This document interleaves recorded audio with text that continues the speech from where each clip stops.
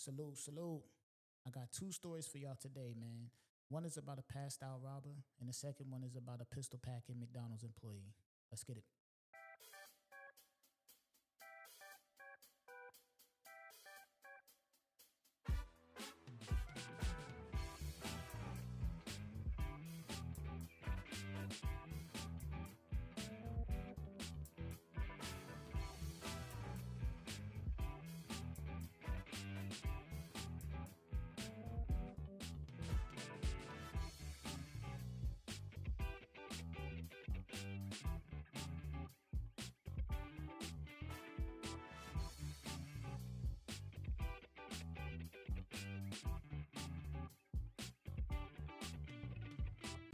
Salute, salute. Welcome back to Dumb Crimes and Criminals. I am your host, Rick.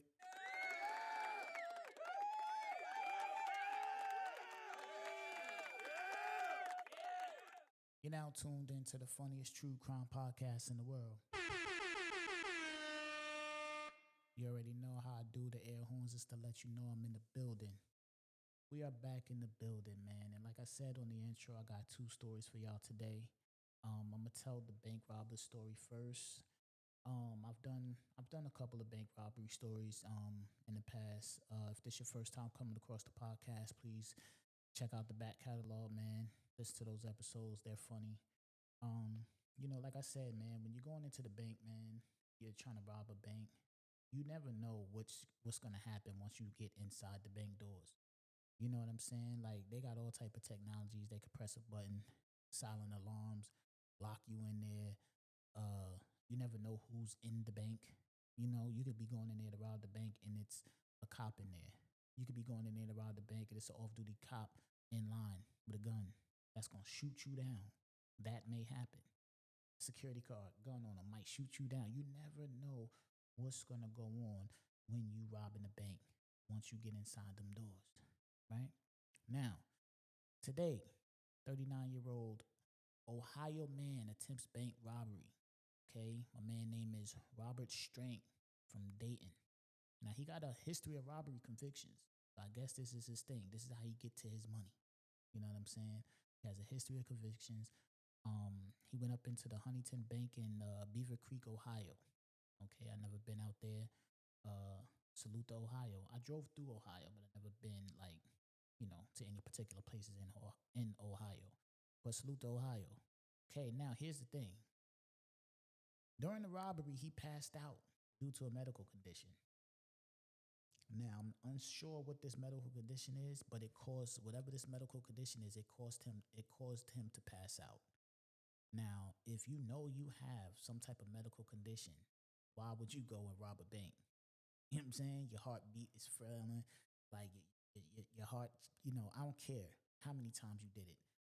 You go in there to rob a bank, I know your heart beating out your chest. And if you got any type of medical issues, then that's probably the last thing you would want your heart to be doing is beating out of your chest all crazy because you're nervous. You don't know what's going on, right? My man went in there and passed out during the robbery attempt. He passed out. Now, this is how committed he was to going in there and getting some money. Because while he was on conscience, right? Now, mind you, he went in there, he passed out. He asked the teller to call a medic. How you go in there to rob a bank, pass out, and now you need to ask the medic to get you an ambulance, right? Now, here's the thing. This is how you know he went in there like he was going to get some money one way or the other, right? While my man was passed out on the floor, he asked the teller to call a medic. Then while he was passed out on the floor, he still demanded the money from the teller. I'm not making this up. He demanded the teller give him cash as he was laid out on the floor. The paramedics is on their way to pick you up, take you to the hospital, then take you to jail. And you're still demanding money. What was you gonna do with the money? You're passed out. You need a medic. What are you gonna do with the money?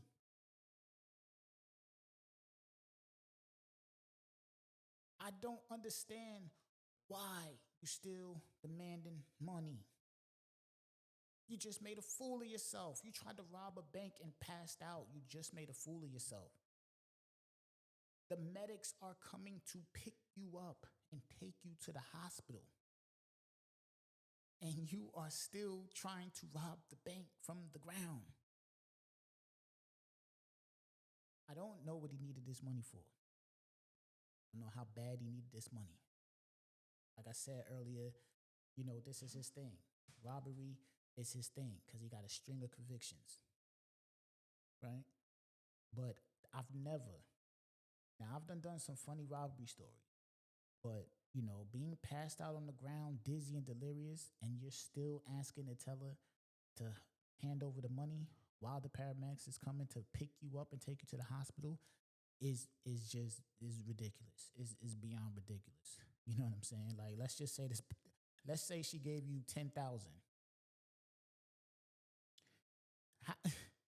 Let's just say she gave you money. What? Like, how was you gonna explain that? When the paramedics come and she say, "Listen, he just demanded me to give him $10,000." What are you gonna do? You're weak. You're passed out. You're on the ground. You need help, and you're still trying to rob. You're still trying to rob. I don't understand it. I really don't. And it's wild because at the end of the day, these type of people exist in the world. You know what I'm saying? Like, we live in a wild world, man. This is really the wild, wild west. Like, people are really out here doing ridiculous stuff. And I got to come in here on my podcast to talk about it. Let's get into the second story, man. Second story takes place in Miami Gardens. This is about 12:30 a.m. In the morning. So apparently some customers went to a local McDonald's, right? And my man, it says here his name is Anthony Markeith Elliott III. He's 19 years old. So apparently he's at the drive-through, right? It's 12:30 in the morning. So you know how sometimes when you go to McDonald's, they ain't got the food ready, so you got to pull up. You got to pull over to the joint. You know what I'm saying? And food. So apparently, food wasn't ready. Yo, y'all got to pull over. So people pull over, and they're waiting, right? Now, I'm looking at the report here, and it doesn't say how long they was waiting, but I do understand that sometimes McDonald's could be a little slow. Sometimes they could be a little slow. I've been like, yo, what's up? You know what I'm saying? But if it's a lot of cars going on, and sometimes on a late night, it only be like one or two employees in that joint. You know what I'm saying? So they go over there to the spot, to the little order pickup or whatever the case. Long story short, dude come out, he brings the food, right? So I guess they're mad that they was waiting for a while for their food. Okay, cool. Anthony Elliott III and the customers get into an argument. You know what Anthony does? He pulls a gun out. He pulls a gun on the customers. Why are you in the drive-thru with a pistol on you while you're at work, my man? See, that's the thing. These dudes be so young and be into so much.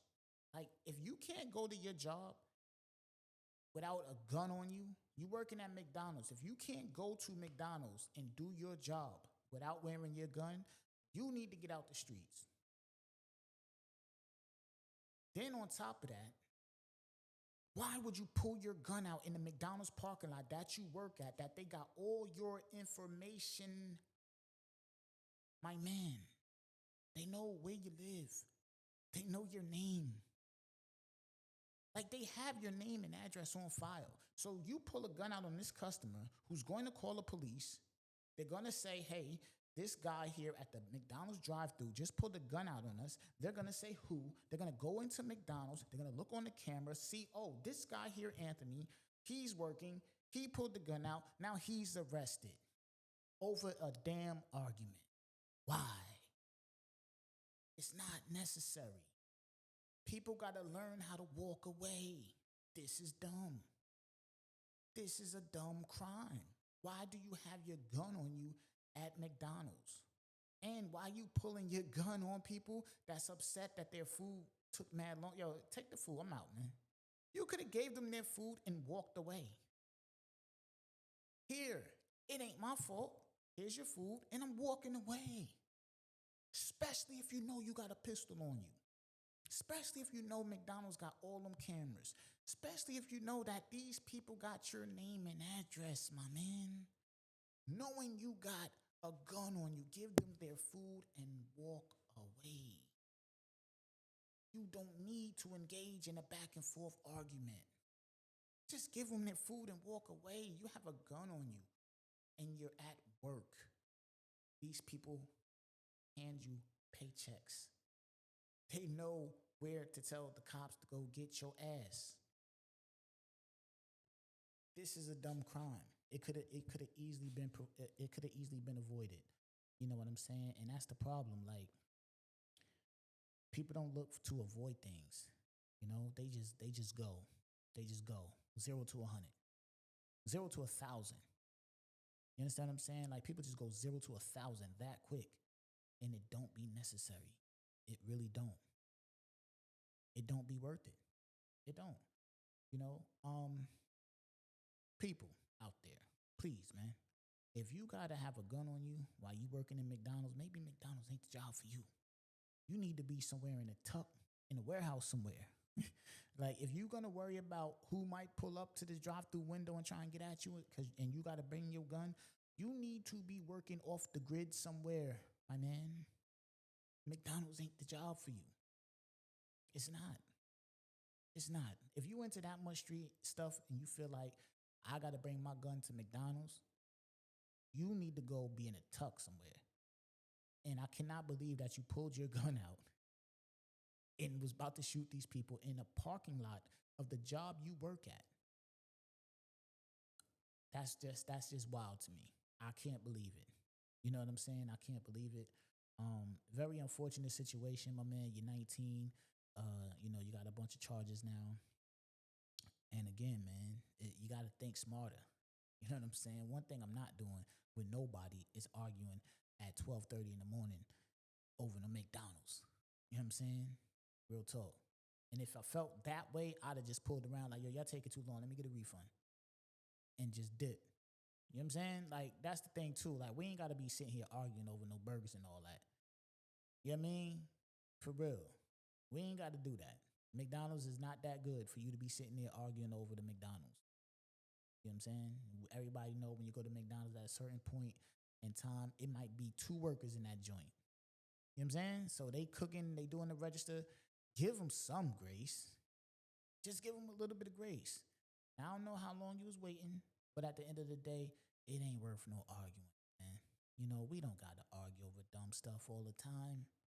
Just let it be what it's going to be.